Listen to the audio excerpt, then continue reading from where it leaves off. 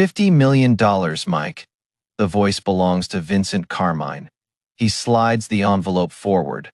All yours. It is the 14th of November, 1988. The clock on the wall reads 11:47 p.m. Atlantic City sleeps outside these walls. Mike Tyson does not touch the envelope. He does not blink. His hands rest flat on the table. Vincent Carmine runs the largest sports betting operation on the East Coast. He has owned judges. He has owned politicians. He has owned fighters. You hear what I said? Carmine taps the envelope twice. $50 million. Everyone else has been told to leave. The owner stands outside in the cold. This meeting was not optional. I heard you, Tyson says. His voice is high, soft. The voice of a killer who does not need to yell. Carmine laughs. He has done this 100 times. Fighters always take the money. Every single one. This restaurant has seen deals like this before. The walls hold secrets. The floors have heard promises broken. Let me explain how this works. Carmine holds up one finger. You fight Bruno in February. Round 5, you go down. You stay down, the ref counts 10, you lose. He shrugs. Simple. The silence stretches. Outside, a car horn sounds. Inside, time stops moving. And if I say no? Tyson asks. Nobody says no to Vincent Carmine. Not in this city. Not in any city. Then we have a problem. Carmine leans forward. And I don't like problems. Tyson stands. He is 22 years old. He is the undisputed heavyweight champion of the world. He has knocked out 35 men. You want to know something about me? Tyson's voice stays soft. Something people forget? 2 men step forward from the darkness. Carmine's protection. They have guns. They have orders. Tyson does not flinch. He has faced worse. He has faced the streets of Brownsville. He has faced hunger. He has faced death. I made a promise to a dead man. Tyson's voice drops lower. And that promise is worth more than $50 million. What dead man? Carmine asks. What are you talking about? To understand what happens next, we must go back. Back 7 years. Back to the winter of 1981. Catskill, New York, population 4,000. A town nobody talks about. A town where legends are made. This is where Mike Tyson became Mike Tyson. Not in a ring in a converted barn above a police station. He is 14 years old. He weighs 190 pounds. He has been arrested 38 times. He trusts no one. He has never had a reason to trust anyone. The world has only taken from him. Then he meets Cus D'Amato, 73 years old, former trainer of champions, a man who sees what others cannot see. QS looks at this broken child from Brownsville. He sees the anger. He sees the pain. He sees something else. You know what I see when I look at you? Cus asks. His voice is gravel and honey. I don't care what you see, old man. Young Mike's voice cracks. He is scared and trying to hide it. I see the heavyweight champion of the world. Cus says it like a fact, like the weather, like the sunrise. No one has ever said anything like this to Mike Tyson. Not his mother, not his teachers, not the judges who sent him away. You are crazy, young Mike says. But he does not leave. He stays, he listens. Maybe, Cus smiles. But I've been crazy before. I was crazy when I trained Floyd Patterson. I was crazy when I trained Jose Torres. They both became champions. This is the moment. The fork in the road. One path leads to prison. One path leads to history. He takes the hand. He does not know it yet, but he has just found a father. The next 4 years, QS D'Amato rebuilds Mike Tyson from the ground up. Not just his body, his mind, his soul. Every morning at 5 a.m., running in the dark, then the bag, then the mitts, then the sparring. Move your head. Slip the jab counter. Cus never stops teaching. He never stops believing. The power is always there, born in the streets, forged in pain. But Cuss teaches him control. He teaches him technique. The real training happens after the workouts. The conversations, the philosophy, the lessons about life. Fear is like fire, Cuss says. It can cook your food, or it can burn your house down, you choose. I am not afraid of anything, young Mike says. It is a lie. They both know it. Everyone is afraid. The hero and the coward feel the same fear. The difference is what they do with it. Night after night, these conversations continue. QS is not just training a fighter, he is raising a son. In 1984, QS D'Amato legally adopts Mike Tyson. The boy from Brownsville finally has a family. I will never let you down, Mike promises. His voice breaks. I will make you proud. I know you will. Cuss grips his shoulders. But I need you to promise me something. Anything. Mike means it. He would die for this man. Promise me you will never sell your soul. Never. No matter how much they offer, no matter who asks. People will come to you with money, with power, with threats. They will try to own you. They will try to control you. The mob has been in boxing for 50 years. They destroyed fighters. They stole careers. They killed dreams. I fought them my whole life. They came after Patterson. They came after Torres. They will come after you. Promise me when they come. You say no. You always say no. Your soul is not for sale. I promise. The words are simple. The wait is infinite. 1 year later, the 4th of November, 1985, Mike Tyson is 19 years old. He has won 11 professional fights, all by knockout. Cuss D'Amato is dying. Pneumonia. His 77-year-old body cannot fight anymore. Mike has not left the room in 3 days. He has not eaten. He has not slept. His father is leaving him. You are going to be champion. Cuss's voice is a whisper. Each word costs him. Don't talk. Save your strength. Mike's voice cracks. You'll be at my first title fight you promised. I won't be there, but I'll see it from somewhere. I'll see everything you do. Remember your promise when they come for you, and they will come. Say no. I remember. Mike squeezes back.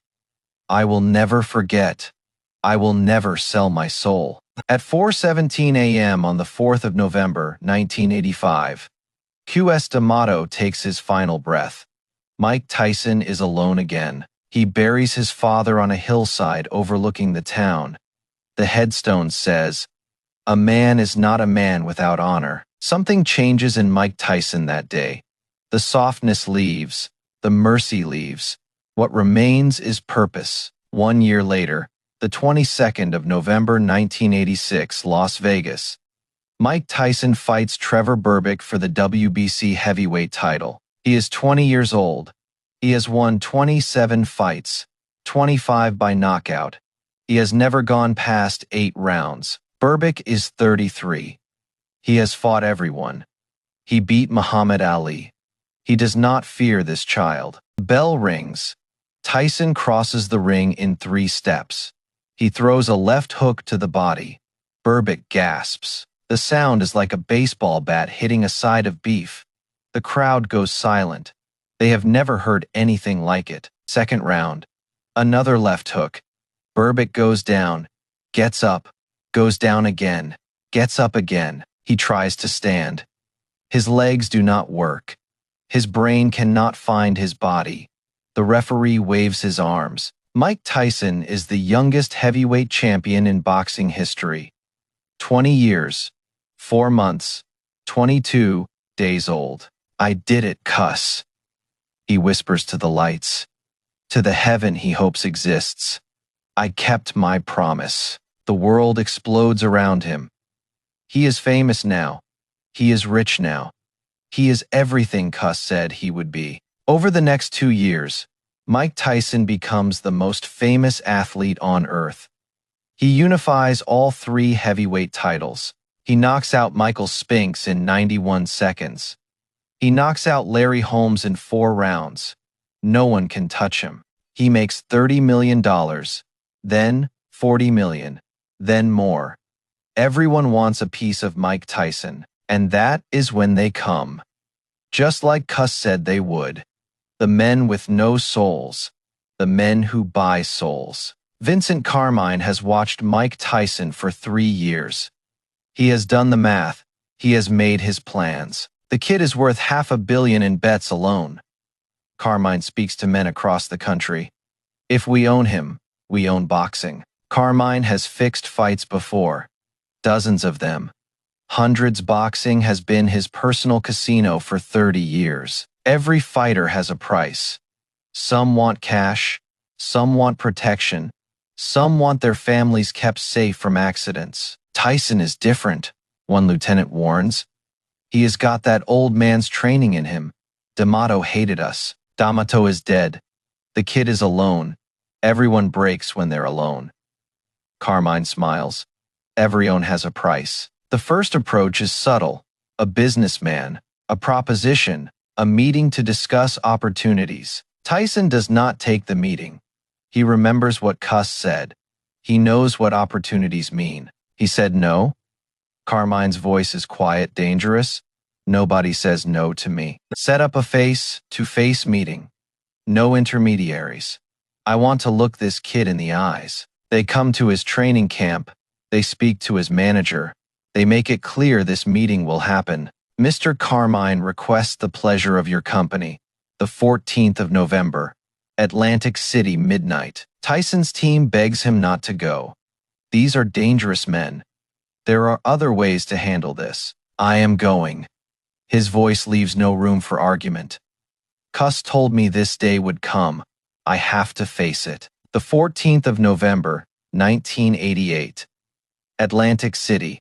The night the world nearly lost Mike Tyson to the darkness. He comes alone. No security, no lawyers, no witnesses. Just one man walking into the lion's den. The door opens. The restaurant is empty. Carmine sits in the corner booth, waiting. And now we return to where we began. The envelope, the offer, the $50 million. A dead man? Carmine repeats. You are turning down $50 million because of a dead man? His name was Cuss D'Amato. Tyson speaks the name like a prayer. He taught me everything, including how to recognize rats. Watch your mouth, kid. Carmine's voice drops to ice. You don't know who you are talking to. I know exactly who you are. Tyson does not look at the bodyguards. You are the same parasites that came after every champion. You came after Patterson. You came after Ali. Now you come after me. 70 million. Carmine raises the offer. Desperate now. Angry now. Final offer. You could offer me 100 million. Tyson's voice carries through the empty restaurant. You could offer me 1 billion. The answer would be the same. Number not tonight. Not ever. I don't lose on purpose. I don't take dives. I don't sell my soul. You think you can just walk away? Carmine moves closer. You think there are no consequences. Consequences? Tyson laughs one short bark. I grew up in Brownsville. I watched my friends die. I went to prison as a child. Your consequences don't scare me. Your money doesn't tempt me. You have nothing I want. I could end your career? Carmine hisses. One phone call. You never fight again. Then make the call. Tyson walks toward the exit. I'd rather retire than shame the man who raised me. Carmine grabs him. One hand on the champion's arm. The bodyguards move forward. 3 seconds pass. Tyson looks at the hand on his arm. Looks at the bodyguards. Looks at Carmine. Take your hand off me. Each word is its own sentence right now. Something in Tyson's eyes makes the decision for Carmine. This is not a bluff. This is not a negotiation. This is a line. Here is what is going to happen. Tyson speaks to Carmine, but loud enough for everyone to hear. I am going to walk out of here. I am going to fight Bruno in February. I am going to knock him out. And if anything happens to me, my family, or anyone I know, I've left letters with lawyers, with newspapers, with federal agents. Your name is in those letters. Your operation, your contacts. Everything I've heard about you for the past 3 years. Cuss taught me more than boxing. Tyson's smile is cold. He taught me how to fight rats. You keep records. You make insurance. We're done here. Tyson pushes the door open. Cold Atlantic City air rushes in. One more thing. Tyson pauses at the threshold. Cus D'Amato. Remember that name, he beat you from the grave. The door closes behind him. The restaurant is silent. Vincent Carmine sits down heavily in the booth. For the first time in 40 years, Vincent Carmine does not know what to do next. He has lost. Boss? One of them finally speaks. What do we do? Nothing. Carmine waves his hand. We do nothing. The kid has insurance. Diama taught him well. The owner returns. The waiters come back, but something has changed. Something permanent. Vincent Carmine never approaches Mike Tyson again. The letters, the insurance, the promise from beyond the grave. The 25th of February 1989. Las Vegas. Mike Tyson fights Frank Bruno. The fight Carmine wanted him to lose. 5th round. Technical knockout. Bruno never stood a chance. Tyson fights with something extra that night. Still keeping my promise, cuss. He whispers to the heaven he believes in now. Still saying no. A reporter asks him. Someone heard something. Someone always hears something. I don't know anything about that. Tyson shrugs. I just train. I just fight. I just win. He never speaks of that night in Atlantic City. Not publicly. Not for years. Some battles are won in silence. Decades later, a different Mike Tyson, older, wiser, finally ready to tell the story. They offered you $50 million to throw a fight? The interviewer cannot believe it. 50, then 70. Probably would have gone higher. Tyson shakes his head. Didn't matter. Why? Why turn down that much money? You were 22 years old. Because Q.S. D'Amato saved my life. He gave me everything. A home, a family, a purpose, a code. He made me promise. Never sell my soul. No matter what. No matter who. No matter how much. When I was in that restaurant facing that man, I heard cuss in my head, clear as day, like he was standing right beside me. What did cuss say? The interviewer asks softly. He said, I am proud of you, son. That is all. That is all he had to say. Tyson wipes his face. Worth more than any 50 million. What happened to Carmine? The interviewer asks. Federal investigation 1992. Racketeering, money laundering, fixing sporting events, 25 years in prison. The letters Tyson mentioned. The insurance. Maybe they played a role. Maybe they did not. The truth stays buried. Vincent Carmine died in prison in 2004. No empire, no power, no legacy, just a forgotten name. Mike Tyson still visits Catskill, still visits the grave, still talks to the man who saved him. I kept my promise, cuss. He says it every time. I never sold my soul. The $50 million. What would it be worth today? Adjusted for inflation, perhaps 200 million. Perhaps more. People ask me if I regret it. Tyson says in his interviews now, if I wish I had taken the money, not for 1 second, not for 1 day. Money comes and goes. I've had hundreds of millions. I've lost hundreds of millions. But this? What is in here? The code cuss gave me, the honor he taught me, that is forever. That is priceless. The gym in Catskill still operates. Young fighters train there. They hear stories about cuss. They hear stories about Mike. The lessons passed down, generation to generation, honor over money, soul over profit, promise over price. Cus D'Amato trained 3 world champions. He saved countless more from the streets. His legacy is not in titles. His legacy is in the men who said no, who walked away from the devil's offers, who kept their souls intact. Mike Tyson is not perfect. He has made mistakes. He has fallen. He has failed. He will be the first to admit it. I've done things I regret, he tells them. But that night in Atlantic City, that is not one of them. When someone offers you everything to become nothing, you say no. That is the lesson. That is the whole lesson. $50 million refused. A promise kept. A soul saved. A legacy protected. Everyone will face their own Vincent Carmine someday. Someone offering you money to betray yourself, to sell what can't be bought back. When that day comes, remember Cuss, remember me, remember the 50 million. Remember this, your soul is not for sale, not for 50 million, not for 50 billion, not for everything in the world. Because in the end, we are not measured by what we take.